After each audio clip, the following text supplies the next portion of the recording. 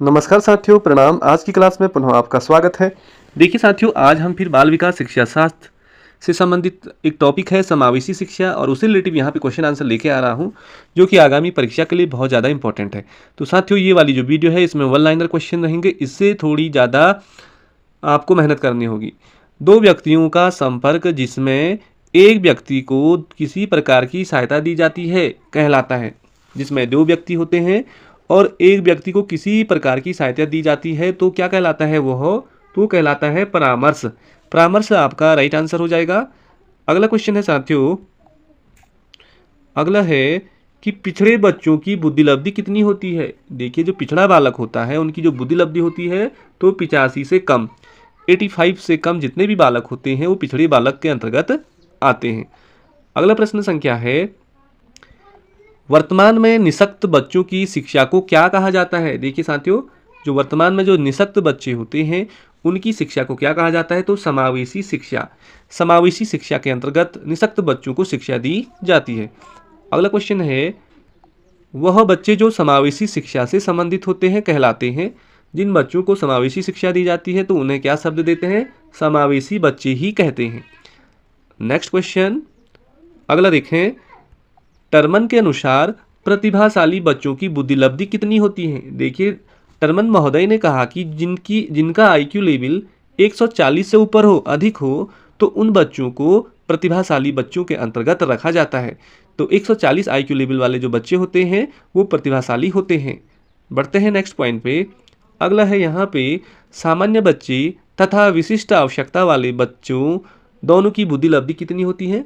एक तो सामान्य बच्चे कह रहा है, दूसरा विशिष्ट आवश्यकता वाले जो बच्चे हैं, इन दोनों की जो बुद्धि लब्धि होती है साथियों 90 से लेकर 110 के मध्य, 90 से लेकर 110 तक के आईक्यू लेवल वाले जो बच्चे होते हैं वो सामान्य बच्चे भी होते हैं और विशिष्ट आवश्यकता वाले बच्चे भी होते हैं। अगला क्वेश्चन है नेक्स्ट, डॉक्टर मुखर्जी के अनुसार वरिष्ठ अध्यापक अथवा प्रधान अध्यापक द्वारा किए गए मूल्यांकन को क्या कहते हैं। डॉक्टर मुखर्जी ने कहा कि जो वरिष्ठ अध्यापक होता है या प्रधान अध्यापक होता है उनके द्वारा जो किया गया जो मूल्यांकन होता है कक्षा में वो निरीक्षण कहलाता है। निरीक्षण कहलाता है। बढ़ते साथियों, अगली प्रश्न संख्या पे अगला है कि सरकारी संगठनों के नाम या परामर्श में सहयोग देने वाले विभाग कौन कौन से हैं। सरकारी संगठनों के नाम या परामर्श में जो सहयोग देने वाले जो विभाग हैं कौन कौन हैं, तो पहला हो जाएगा डाइट, दूसरा हो जाएगा जिला चिकित्सा और तीसरा हो जाएगा मनोविज्ञान शाला इलाहाबाद विभाग। तो डाइट, जिला चिकित्सा, मनोविज्ञान शाला इलाहाबाद विभाग ये परामर्श में सहयोग देने वाले विभाग हैं। अगला क्वेश्चन है साथियों, लायंस क्लब, रोटरी क्लब जैसी धर्मार्थ संगठन क्या हैं। जैसे लायंस क्लब हो गया, रोटरी क्लब जैसी धर्मार्थ जो संगठन है ये क्या है, तो गैर सरकारी संगठन हैं, गैर सरकारी संगठन। अगला क्वेश्चन है, बुद्धि लब्धि मापन के जन्मदाता व बुद्धि लब्धि सूत्र किसने दिया। देखिए साथियों, बुद्धि लब्धि मापन के जो जन्मदाता है वो टर्मन है और बुद्धि लब्धि सूत्र भी टर्मन ने ही दिया। इन्होंने दिया कि IQ बराबर mental age upon chronological age into 100। बोले तो मानसिक आय बट्टे शारीरिक आय गुणा 100 से आप निकाल सकते हैं। अगला प्रश्न है कि दृष्टिबाधित बालक किसकी सहायता से पढ़ते हैं। जो अंधे जो दृष्टिबाधित जो बालक होते हैं वो किसकी सहायता से पढ़ते हैं, तो ब्रेल लिपि। ब्रेल लिपि आपको याद रखना है, ब्रेल लिपि। नेक्स्ट क्वेश्चन है साथियों, श्रवण बाधित जो सुन न सके बालक को पढ़ने के लिए कौन सी भाषा प्रयुक्त होती है। देखिए साथियों, जो बालक सुन नहीं सकते हैं, देख सकते हैं, ऐसे बालकों की शिक्षा का जो व्यवस्था कर रखी है सांकेतिक भाषा। सांकेतिक भाषा के माध्यम से जो श्रवण बाधित जो बालक होते हैं वो पढ़ सकते हैं। अगला क्वेश्चन है, भाषा विकास का सिद्धांत किसके द्वारा दिया गया। देखिए, भाषा विकास पूछेगा जब, भाषा विकास का जो सिद्धांत है किसके द्वारा दिया गया साथियों, तो ये दिया गया चोमस्की के द्वारा। चोमस्की ने भाषा विकास का सिद्धांत दिया। अगला क्वेश्चन है, इसी में प्रगतिशील शिक्षा के प्रतिपादक हैं। देखिए, प्रगतिशील जो शिक्षा के प्रतिपादक कौन है, तो जॉन डीवी इसका राइट आंसर हो जाएगा। जॉन डीवी राइट आंसर है। बढ़ते अगली प्रश्न संख्या पे, निःशुल्क एवं अनिवार्य शिक्षा किस अनुच्छेद के संबंधित है। देखिए साथियों, अनुच्छेद 21A में कहा गया है कि 6 वर्ष से लेकर 14 वर्ष के बालक बालिकाओं के लिए जो शिक्षा होगी वो निःशुल्क और अनिवार्य शिक्षा होगी। तो अनुच्छेद 21 का A आपको याद रखना है। अगला क्वेश्चन है, मंडलीय मनोविज्ञान केंद्र कहाँ पर स्थित होता है? जो मंडल की बात हो रही है तो ये हर जिले लेवल पर होती है, जिले में मंडलीय मनोविज्ञान केंद्र स्थित होते हैं।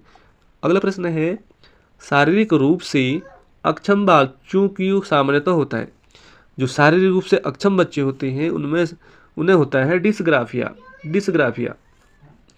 अगला क्वेश्चन है साथियों, एक बच्चा सोकोवॉज तथा न्यूक्लियर को अनसेलुलर या न्यूक्लियर में अंतर नहीं कर पाता है, वह ग्रस्त होता है डिसलेक्सिया, अर्थात पढ़ने में अक्षमता। सो को वॉज पढ़ता है, न्यूक्लियर को अनन्यूक्लियर पढ़ता है, अंतर नहीं कर पाता है तो वह ग्रस्तित है। किस प्रकार का विकार है बच्चे में? तो है डिसलेक्सिया, पढ़ने में अक्षमता। अगला है साथियों, एलिक्सिया क्या है? ये भी उसी का रूप है, डिसलेक्सिया का ही रूप है दूसरा एलेक्सिया। तो एलेक्सिया क्या है? पढ़ने की क्षमता, पढ़ने की जो अक्षमता होती है ये भी एलेक्सिया के अंतर्गत आता है। अगला क्वेश्चन है, ब्रेन लिपि किन बच्चों से संबंधित है? अभी बताया हमने, जो दृष्टिबाधित बच्चे होते हैं उन्हें ब्रेन नहीं है बल्कि ब्रेल लॉ होगा साथियों, यहाँ पे लॉ। ब्रेल लिपि दृष्टिबाधित बच्चों से संबंधित है। अगला क्वेश्चन है, अमेरिकी राष्ट्रपति का नाम बताइए जो पोलियोग्रस्त थे। देखिए अमेरिका के कौन से ऐसे राष्ट्रपति थे जो पोलियोग्रस्त थे? तो रूजवेल्ट, रूजवेल्ट आपको याद रखना है। अगला क्वेश्चन है, 16PF परीक्षण के जन्मदाता कौन है? तो देखिए साथियों, जो 16PF परीक्षण है ये किससे संबंधित है?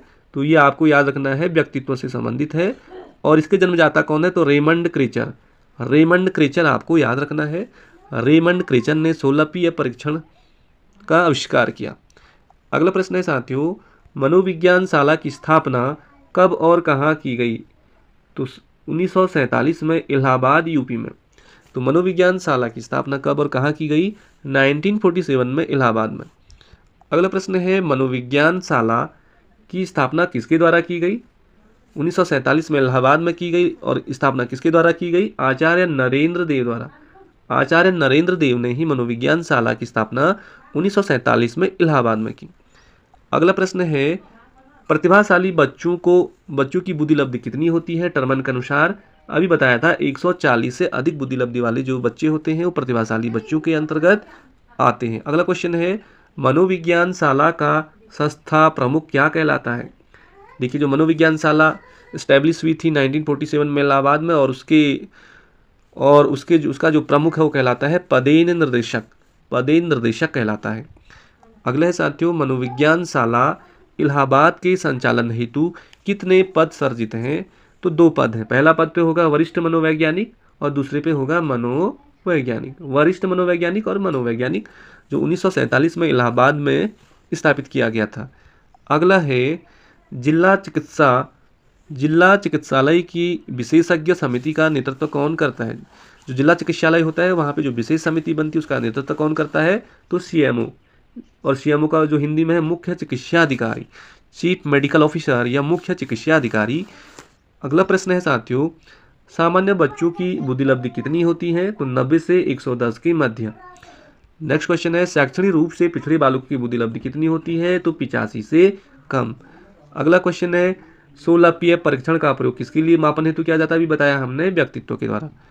नेक्स्ट क्वेश्चन है, व्यावसायिक सूचना और अपना बालक समाचार पत्र है।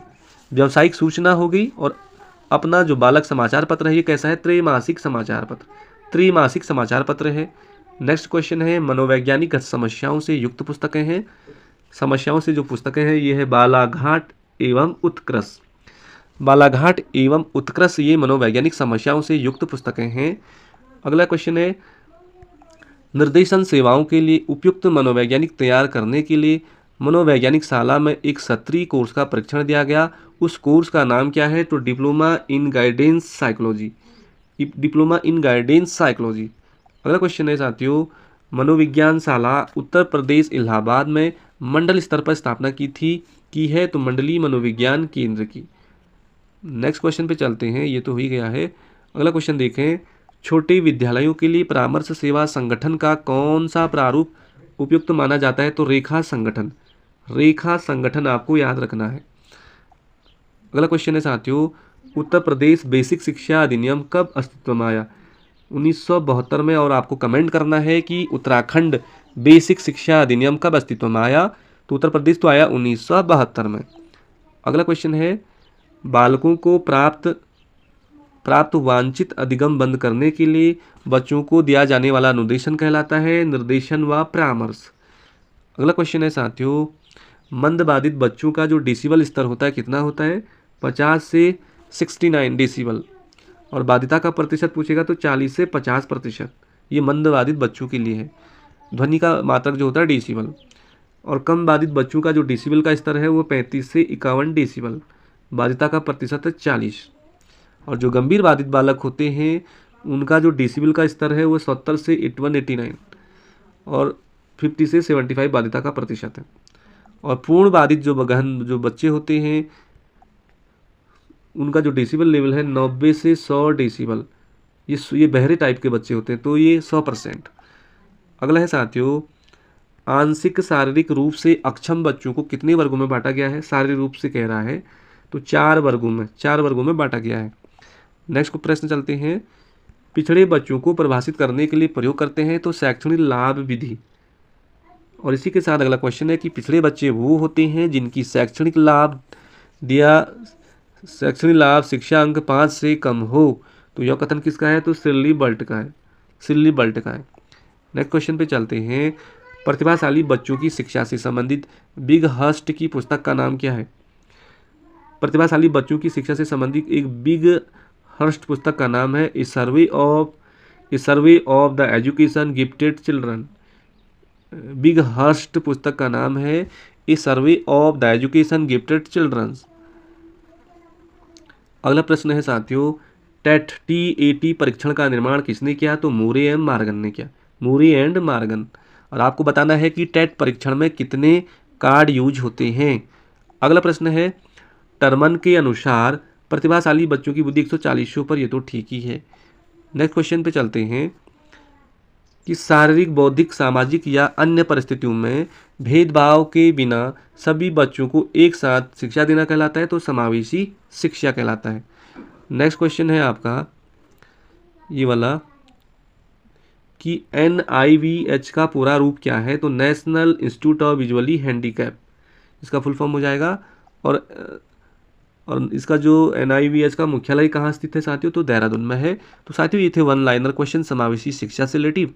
ये वीडियो बहुत ज़्यादा इंपॉर्टेंट है आप लोगों के लिए। आप इससे 2, 4, 5 मिनट दे सकते हैं। इसी तरह की वीडियो पाने के लिए जल्द चैनल से जुड़े। धन्यवाद, नमस्कार।